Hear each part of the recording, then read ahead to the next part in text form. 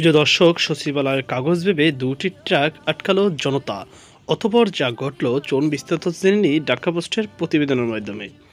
প্রিয় দর্শক, সচিবালয়ের নথি সন্দেহে শিক্ষা প্রকৌশল অধিদপ্তর বরিশাল অফিসের পুরানো কাগজপত্র দুটি ট্রাক আটক করেছে স্থানীয় জনতা। শুক্রবার 27 ডিসেম্বর সন্ধ্যায় বরিশালের নগরীর কাউনিয়া থানার কাগাসুরা এলাকা থেকে ট্রাক দুটিকে আটক করা হয়। তবে কাগজ তল্লাশি করে আপত্তিকর কিছু না পেয়ে ট্রাক দুটিকে ছেড়ে দেওয়া হয় বলে জানিয়েছে শিক্ষা প্রকৌশল অধিদপ্তরের নির্বাহী প্রকৌশলী শহীদুল ইসলাম।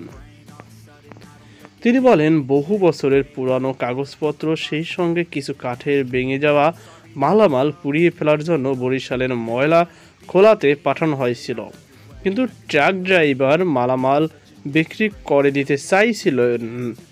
এই কারণে ঘটনাস্থলে না গিয়ে তিনি অন্যত্র যাওয়ায় স্থানীয় মানুষের সন্দেহ হয়। তারা ট্রাক দুটি আটক করলে আমি ঘটনাস্থলে গিয়ে তাদেরকে বুঝিয়ে ট্রাক দুটি অফিসে ফেরত নিয়ে আসি। পরবর্তীতে আবারও মালামাল পুড়িয়ে ফেলার ব্যবস্থা করা হবে।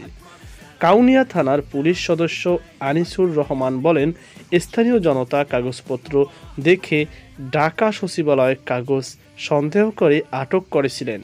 পরে শিক্ষা প্রকৌশল অধিদপ্তরের বক্তব্য ও কাগজপত্র তল্লাশি করে আপত্তিজনক কিছু না পাওয়ায় লিখিত বক্তব্য নিয়ে ট্রাক ছেড়ে দেওয়া হয়েছে।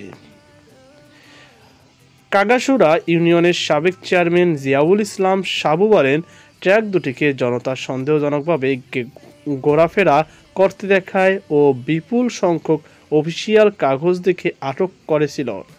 পরে শিক্ষা প্রকৌশল নির্বাহী প্রকৌশলী এসে ছাড়িয়ে নিয়ে যান। তো প্রিয় দর্শক, এই ছিল আমার হাতে সর্বশেষ আপডেট তথ্য। এ নিয়ে আপনার কি মতামত অবশ্যই কমেন্ট জানাবেন। সকল বাধা থাকুন। আল্লাহ হাফেজ।